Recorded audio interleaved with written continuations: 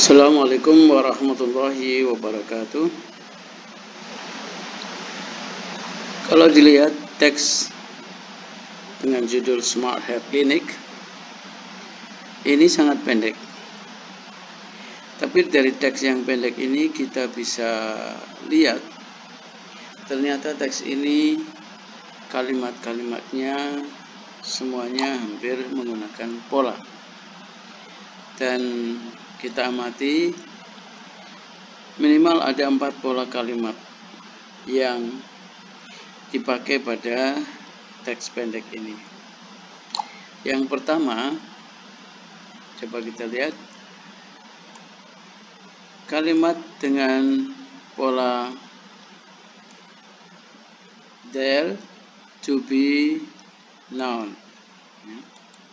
There to be noun. Dalam bahasa Indonesia biasanya cukup diartikan ada benda, begitu saja ya. Ada, there is. Benda di sini adalah klinik.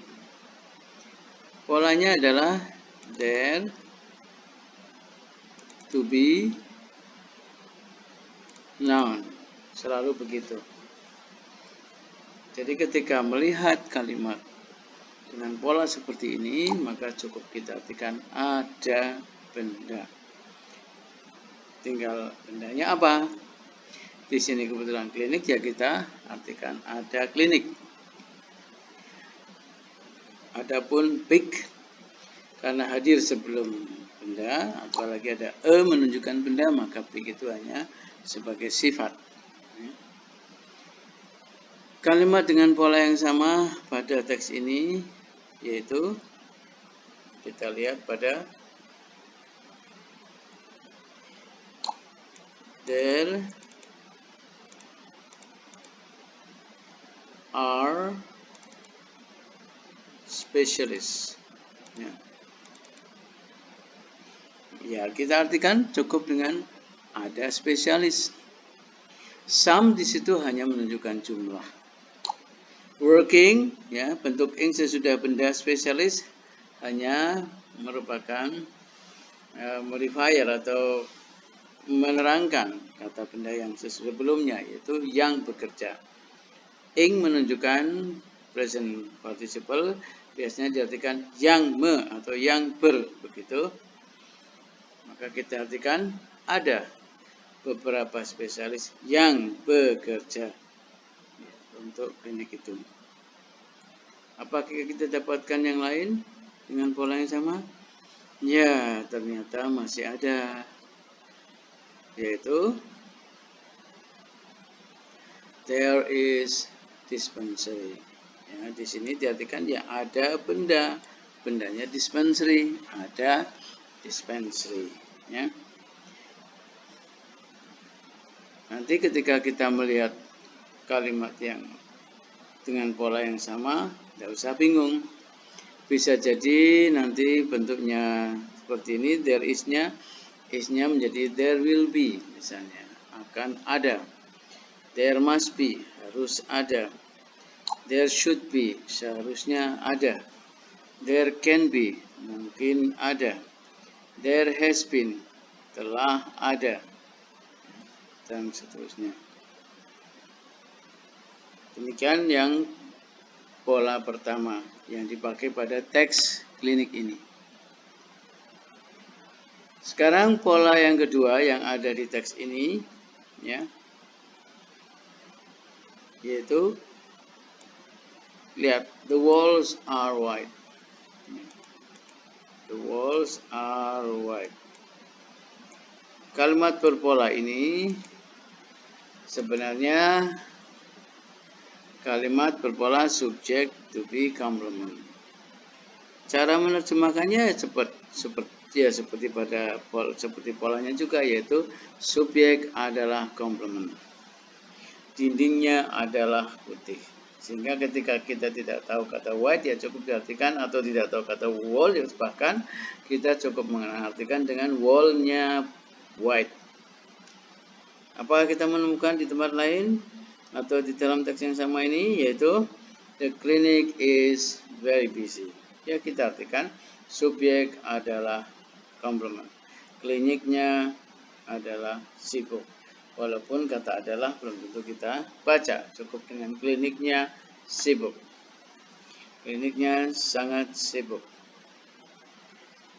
Nah, kita temukan lagi yang mana? Ya, betul, there are dentists.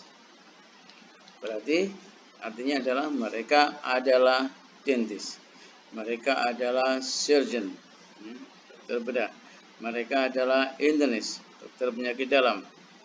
Ya.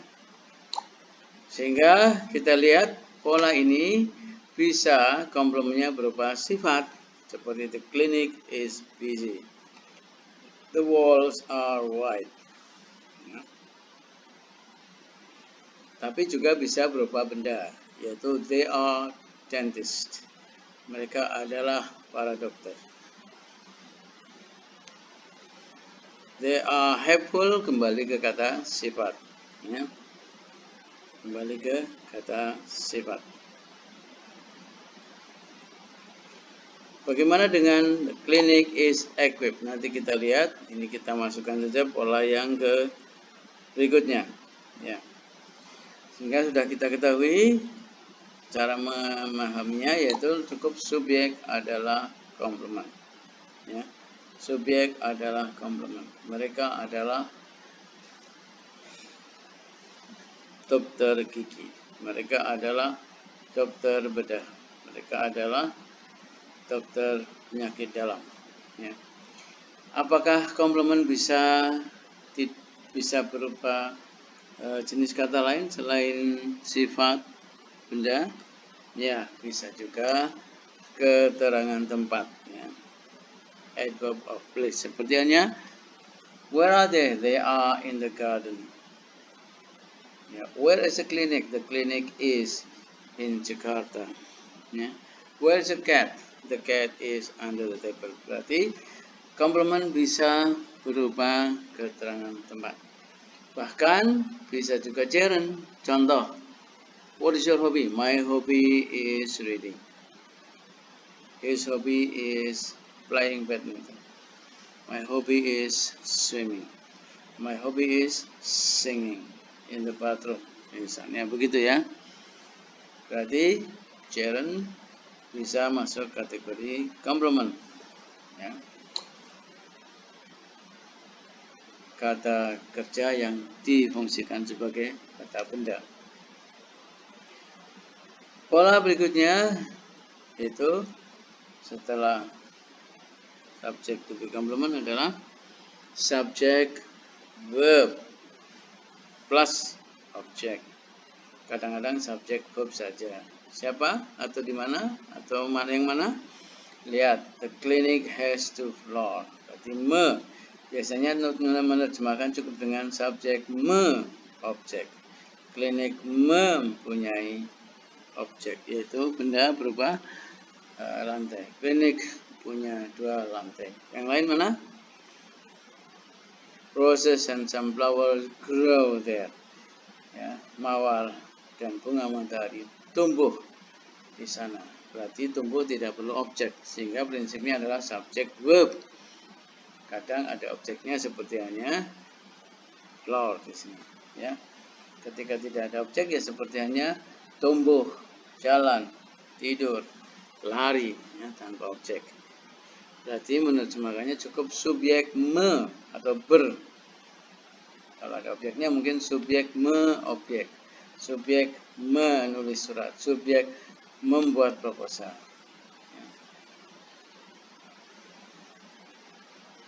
Yang lain misalnya datang, ini juga tanpa objek ya.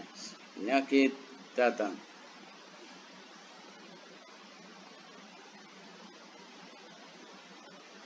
Orang maksudnya, orang datang. Karena with itu berarti hanya menambahkan arti atau menerangkan people. Orang dengan berbagai penyakit datang. Sama dengan people come. Orang datang. Berikutnya, yang sama mana? Ya, orang mendapat. atau mengalami sakit kepala, sakit tenggorokan. Berarti orang mengalami.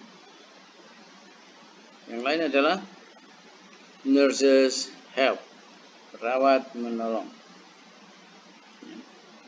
Adapun kata to look after hanya menambah atau sebagai bukan sebagai kata kerja, karena kalau kata kerja harus bisa diketahui tensesnya. Seperti hanya help di situ, ini tensesnya present, sedangkan to look itu tidak bisa diketahui tensesnya. Yang lain misalnya feel, merasa, itu juga bisa masuk kategori kata kerja. Examine, ya, memeriksa. Apalagi ada the menunjukkan objek, benda. Jadi dokter mengeksamin. Sehingga kesimpulannya untuk kata kerja cukup diartikan subjek objek. Kalau tidak tahu kata eksamin, ya dokter mengeksamin mereka.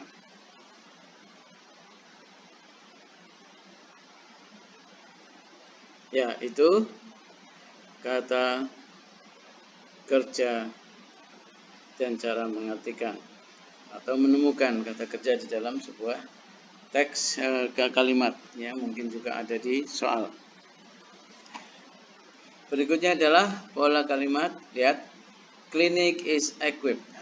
Ini adalah kalimat berpola subjek to be verb 3, ya. Biasanya kalimat ini diartikan subjek di, begitu.